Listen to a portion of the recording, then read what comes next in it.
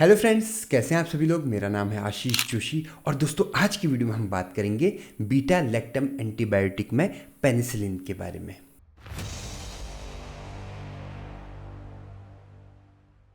दोस्तों पिछली वीडियो में हमने एंटीबायोटिक्स को थोड़ा सा टच किया था। आज हम धीरे धीरे एंटीबायोटिक की ओर बढ़ रहे हैं। आज का जो हमारा टॉपिक है वो है बीटा लैक्टम एंटीबायोटिक्स। उसमें पहला जो टॉपिक आज हम कवर करने वाले हैं वो है पेनिसिलिन। देखिए बीटा लैक्टम एंटीबायोटिक जो है दो टाइप के होते हैं, पेनिसिलिन और सिफेलोस्पोरिन। देखिए बीटा लैक्टम एंटीबायोटिक्स मतलब क्या होता है, एक ऐसी रिंग होती है जिसको हम बोलते हैं बीटा लैक्टम रिंग। अगर आप स्क्रीन में देखेंगे तो इस तरह की एक रिंग होती है, डबल बॉन्ड ओ। ये जो रिंग है इसको हम बोलते हैं बीटा लैक्टम रिंग। ये रिंग जिस केमिकल में या जिस एंटीबायोटिक में पाई जाती है उसको हम बोलते हैं बीटा लैक्टम एंटीबायोटिक्स।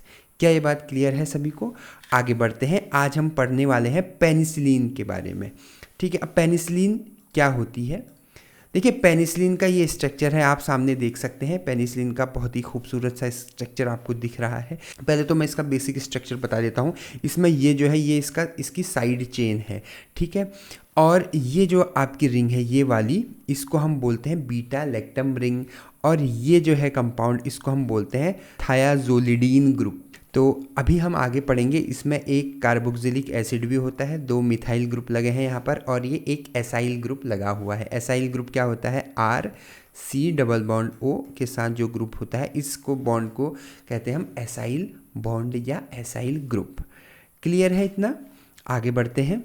ये बेसिक स्ट्रक्चर है इसका। ये इधर ऊपर आप देख रहे हैं 6-APA लिखा हुआ है। 6-APA मतलब होता है 6 अमाइनो पेनिसिलिनिक एसिड। आगे हम पढ़ेंगे इसके बारे में।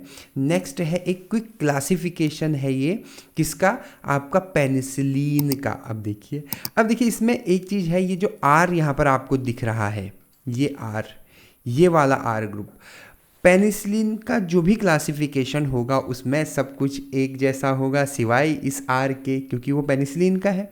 ठीक है, तो पेनिसिलिन के क्लासिफिकेशन में ये जो R है आपका ये चेंज होगा, इसलिए मैंने पूरा ग्रुप नहीं लिखा हुआ है, सिर्फ उसका जो है जो क्लासिफिकेशन है माफ़ कीजिएगा वो लिखा हुआ है। जैसे फॉर एग्जांपल आप यहाँ देख सकते हैं, फॉर एग्जांपल ये देखिए ये है आपका पेनिसिलिन जी। पेनिसिलिन जी में जो पेनिसिलिन के स्ट्रक्चर में R की जगह पे क्या आएगा? ये कंपाउंड आएगा।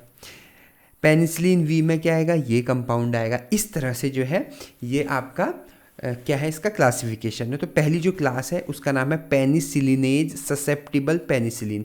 पेनिसिलिनेज एक एंजाइम है जो बीटा लैक्टमेज एंजाइम के अंडर आता है। बीटा लैक्टमेज एक पूरा क्लास है एंजाइम्स का। ठीक है, बीटा लैक्टमेज एंजाइम क्या होते हैं मैं थोड़ा सा इसके बारे में आपको बता दूं।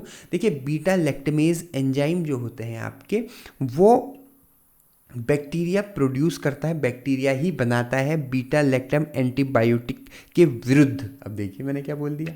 देखिए बीटा लैक्टमेज बीटा लैक्टमेज जो एंजाइम है वो क्या करता है? बीटा लैक्टम रिंग को तोड़ देता है।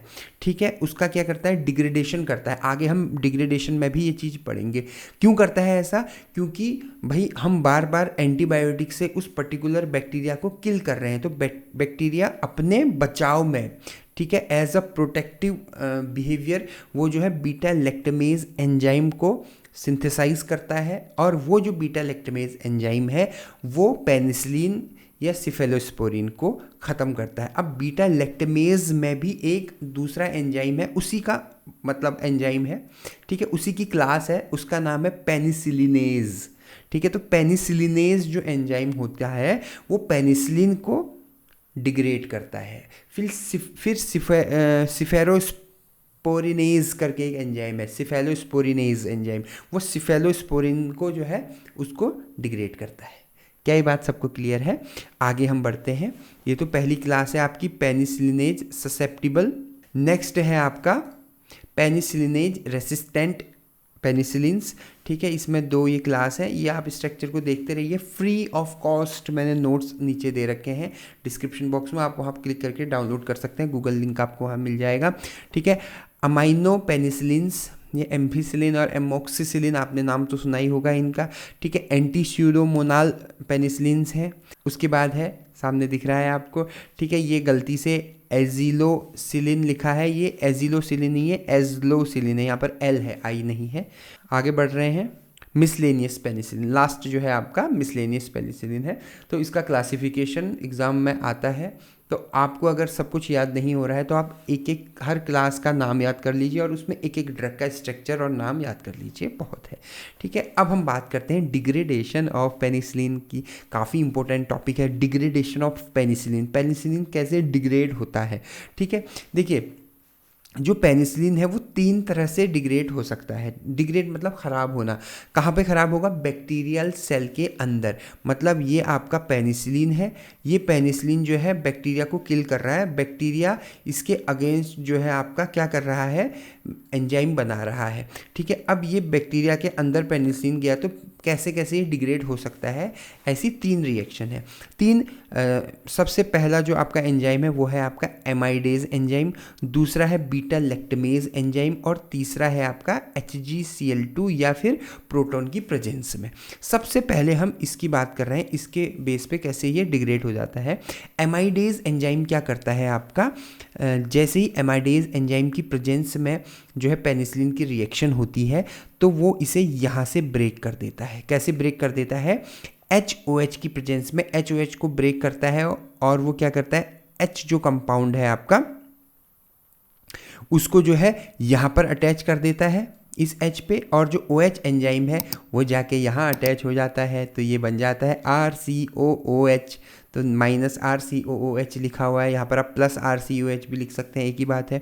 और ये जो NH है इसमें एक ये हाइड्रोजन आ जाता है तो ये क्या हो जाएगा आपका NH2 हो जाएगा। और ये देखिए ये जो कंपाउंड है इसका नाम है 6-APA, 6 अमाइनो पेनिसिलिनिक एसिड। अब बीटा लैक्टमेज एंजाइम के साथ कैसे रिएक्शन होती है? बीटा लैक्टमेज क्या करता है आपका, यहाँ पर बॉन्ड को ब्रेक कर देता है। जैसे ही यहाँ पर बॉन्ड को ब्रेक कर देगा मतलब ये जो OH है वो यहाँ अटैच हो जाता है, तो CO तो ये पहले से ही है, OH और आ जाएगा तो ये COOH, ये देखिए आपको यहाँ पर COH मिल गया है, ठीक है। बीटा लैक्टम रिंग ब्रेक हो गई इसकी, और बाकी as it is same to same ये रहेगा, और इसका नाम है पेनिसिलोनिक एसिड। ऊपर वाले का क्या था, पेनिसिलेनिक एसिड, दोनों में डिफरेंस है। अब हम नेक्स्ट लास्ट पॉइंट है हमारा, प्रोटॉन की प्रेजेंस में कैसे वर्क करता है इसमें क्या होता है, यहाँ पर रीअरेंजमेंट हो जाता है। मैं इसको पूरा रफ कर रहा हूँ ताकि आपको समझने में आसानी हो कि रीअरेंजमेंट कैसे होता है, वैसे मैंने इसमें लिखा भी है। सबसे पहले क्या करता है, ध्यान से समझिएगा, ये जो प्रोटॉन है आपका ये इस नाइट्रोजन पे अटैक करता है। जैसे ही नाइट्रोजन पे अटैक करेगा यहाँ पर NH आ जाएगा, ये देखिए NH आ गया है। जैसे ही NH आएगा ये वाला जो बॉन्ड है, ठीक है, यहाँ पर जो बॉन्ड था ये बॉन्ड ब्रेक हो जाता है और यहाँ शिफ्ट हो जाता है। ये देखिए यहाँ पर ये बॉन्ड शिफ्ट हो गया है, ठीक है। जैसे ये बॉन्ड यहाँ शिफ्ट होता है ये वाला जो डबल बॉन्ड है वो यहाँ शिफ्ट हो जा रहा है। देखिए यहाँ का जो डबल बॉन्ड है वो यहाँ शिफ्ट हो गया, ये वाला, ठीक है। और उसके बाद फिर ये जो हाइड्रोजन है ये हाइड्रोजन कहाँ शिफ्ट हो जाता है, इस S के ऊपर। ये हाइड्रोजन यहाँ से इस S के ऊपर शिफ्ट हो गया है, और यहाँ पर जो बॉन्ड था ये वाला जो बॉन्ड वो यहाँ शिफ्ट हो जाता है और वो यहाँ पर डबल बॉन्ड आ जाता है। ये जो है पूरी तरह से क्या हो जाता है आपका, साइक्लाइजेशन हो जाता है, ठीक है। ऐसा क्यों हो रहा है, कैसे होता है ऐसा, देखिए ध्यान से समझिएगा इस कंसेप्ट को, ठीक है। रीअरेंजमेंट भी कहते हैं इसको।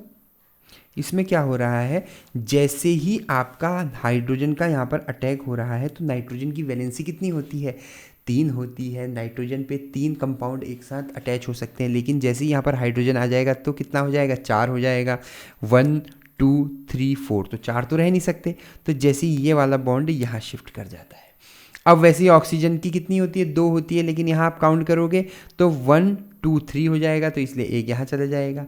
इस तरह से ऐसे करके रीअरेंजमेंट हो जाता है और हमको मिलता है पेनिसिलिनिक एसिड। और फिर उस पेनिसिलिनिक एसिड में क्या होता है, वाटर की रिएक्शन होती है, एक H यहाँ पर आ जाता है और OH यहाँ पर आ जाता है, तो ये जो है आपका क्या बन जाता है, पेनामेल्डिक एसिड बन जाता है। और फिर ये पेनामेल्डिक एसिड 2 भागों में टूट जाता है, यहाँ पर से ब्रेक हो जाता है, इस पॉइंट से ब्रेक हो जाता है, और हमको मिलता है पेनिसिलेमीन और पेनिल्डिक एसिड, ठीक है। तो पेनिसिलेमीन में क्या है, एमीन ग्रुप है, ये देखिए आप, और पेनल्डिक एसिड में जो है एल्डिहाइड लग रहा है ये वाला। तो इस तरह से 2 में कंपाउंड टूट जाता है। अगर आपको ये पूरा डिग्रेडेशन याद नहीं होता तो आप सिर्फ इतना, ये 3 रिएक्शन याद कर सकते हैं, मोर देन सफिशिएंट है। अगर आपको कोई भी डाउट रहता है आप तो मुझे कमेंट बॉक्स में कमेंट कर सकते हैं, मैं इसकी एक अलग से सेपरेट वीडियो भी बना दूंगा। फिर है आपका मोड ऑफ एक्शन। अब मोड ऑफ एक्शन तो बहुत आसान है इसका, ये आपका पेनिसिलिन है, अब देखिए पेनिसिलिन है, ठीक है। और ये क्या कर रहा है, पेनिसिलिन क्या करता है, बैक्टीरिया की सेल वॉल में, ये बैक्टीरिया है, ठीक है, और ये इसकी जो वॉल है ये सेल वॉल है, ठीक है। सबसे पहले थोड़ा बैक्टीरिया की सेल वॉल के बारे में समझ लेते हैं। ये जो बैक्टीरिया की सेल वॉल है ये पेप्टिडोग्लाइकन से बनी होती है। और ये पेप्टिडोग्लाइकन की सिंथेसिस कैसे होती है, यहाँ पर एक बहुत ही बढ़िया मैकेनिज्म होता है जिसको हम बोलते हैं ट्रांसपेप्टाइडेशन। अब देखिए मैंने क्या बोल दिया, ट्रांसपेप्टाइडेशन, ठीक है। इस ट्रांसपेप्टाइडेशन से जो है आपका पेप्टिडोग्लाइकन बनता है, और पेप्टिडोग्लाइकन जो है आपका सेल वॉल की सिंथेसिस करता है, और जो है सेल वॉल बनी तो पूरा बैक्टीरिया बन जाता है। पेनिसिलिन क्या करता है, पेनिसिलिन जो है पेप्टिडोग्लाइकन में एक प्रोटीन इंटैक्ट रहता है जिसका नाम है पेनिसिलिन बाइंडिंग प्रोटीन। तो पेनिसिलिन क्या करता है, उस पेनिसिलिन बाइंडिंग प्रोटीन के साथ अटैच हो जाता है। ये क्या करता है, पेनिसिलिन बाइंडिंग प्रोटीन के साथ अटैच हो जाता है, और फिर ये क्या करता है, अब पेनिसिलिन बाइंडिंग प्रोटीन वैसे तो बहुत शरीफ है, मतलब बैक्टीरिया के लिए तो बहुत अच्छा है, क्यों, क्योंकि वो हेल्प करता है ट्रांसपेप्टाइडेशन में। लेकिन जब पेनिसिलिन उसके साथ अटैच है, मतलब दोस्त के साथ पीछे से छुप के एक दुश्मन भी आ गया है, तो वो क्या करता है, इस ट्रांसपेप्टाइडेशन जो स्टेप है उसको इनहिबिट कर देता है, ब्लॉक कर देता है। क्या ब्लॉक कर देता है, ट्रांसपेप्टाइडेशन, जिससे क्या होता है, जो पेप्टिडोग्लाइकन की सिंथेसिस है, सिंथेसिस ऑफ पेप्टिडोग्लाइकन, ठीक है, ये क्या हो जाता है, इनहिबिट हो जाती है, कम हो जाता है, जिसके वजह से जो सेल वॉल है आपकी वो क्या हो जाती है, वीक हो जाती है, ठीक है। और जैसे ही सेल वॉल वीक हो जाएगी तो सेल क्या हो जाएगा, ख़त्म हो जाएगा, सेल लाइसिस हो जाती है, और लास्ट में सेल की डेथ हो जाती है। सेल बेचारा जो अच्छा खासा घूम फिर रहा था उसकी क्या हो जाती है, डेथ हो जाती है, ठीक है। तो ये है आपका सिंपल सा mode of action of penicillin. क्या ये बात क्लियर हुई है, एक बार दोबारा बता देता हूँ फटाफट। पेनिसिलिन बाइंड करता है पेनिसिलिन बाइंडिंग प्रोटीन के साथ, जो कि ट्रांसपेप्टाइडेशन को इनहिबिट कर देती है, जिसके वजह से पेप्टिडोग्लाइकन की सिंथेसिस खत्म हो जाती है, और सेल वॉल वीक हो जाती है, और सेल लाइसिस हो जाती है, और उसके बाद जो है जो बैक्टीरिया, जब सेल वॉल ही नहीं रहेगी, सेल वॉल वीक हो जाएगी, तो फिर क्या होगा, कुछ भी नहीं हो सकता फिर तो, है ना। तो ये इसका सिंपल सी रिएक्शन है। आगे बढ़ते हैं हम, अब हम बात कर रहे हैं इसके स्ट्रक्चर एक्टिविटी रिलेशनशिप के बारे में, SAR के बारे में। देखिए बहुत ही आसान सा है SAR, ठीक है। इसमें 3 चीज़ें हैं। सबसे पहले यहाँ मैं नीचे लिख देता हूँ, सबसे फर्स्ट है आपका beta lactam ring. Beta lactam ring क्या है आपकी, ये वाली जो रिंग है मैं बना देता हूँ यहाँ पर, डबल बॉन्ड ONH, ये जो रिंग है बीटा लैक्टम रिंग, ये क्या है, एंटीबायोटिक एक्टिविटी के लिए बहुत ज़्यादा ज़रूरी है। इसके बिना कोई भी एंटीबायोटिक एक्टिविटी नहीं हो सकती है, फर्स्ट।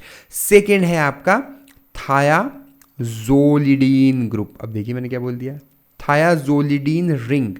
तो थायाजोलिडीन रिंग का भी मैं स्ट्रक्चर यहाँ पर बना देता हूँ, S और NH, ठीक है। यह है थायाजोलिडीन रिंग का स्ट्रक्चर, ठीक है। ये क्या करता है आपका, इसको स्ट्रक्चरल सपोर्ट प्रोवाइड करता है ताकि बीटा लैक्टम रिंग अटैक कर सके, ठीक है।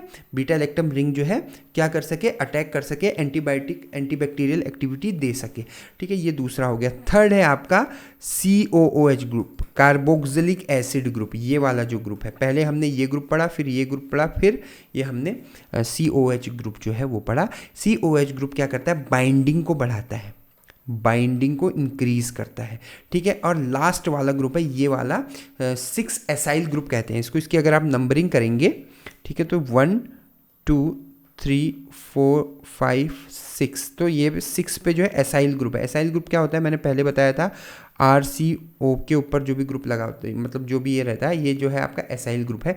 तो ये जो R है आपका, ये और ज़्यादा एक्टिविटी को अल्टर करने के लिए, कम या ज़्यादा करने के लिए रिस्पॉन्सिबल होता है। इस R पे आप जो भी ग्रुप लगाएंगे, फॉर एग्जाम्पल इस R पे अगर आप इलेक्ट्रॉन विड्रॉइंग ग्रुप लगा देंगे तो उसके वजह से क्या हो जाएगा, जैसे ही आप इसमें इलेक्ट्रॉन विड्रॉइंग ग्रुप लगा देंगे इसकी एंटीबैक्टीरियल प्रॉपर्टी इंक्रीज हो जाएगी। ठीक है, इनकी ये क्या करेगा, अच्छे से जो है पेनिट्रेट कर पाएगा। ठीक, तो इस तरह से अलग अलग ग्रुप आप लगाएंगे।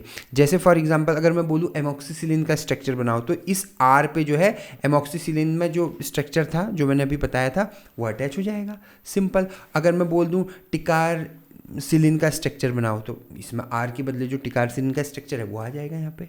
ठीक है, मतलब R चेंज होगा, बाकी पूरा पेनिसिलिन एज इट इज़ रहेगा।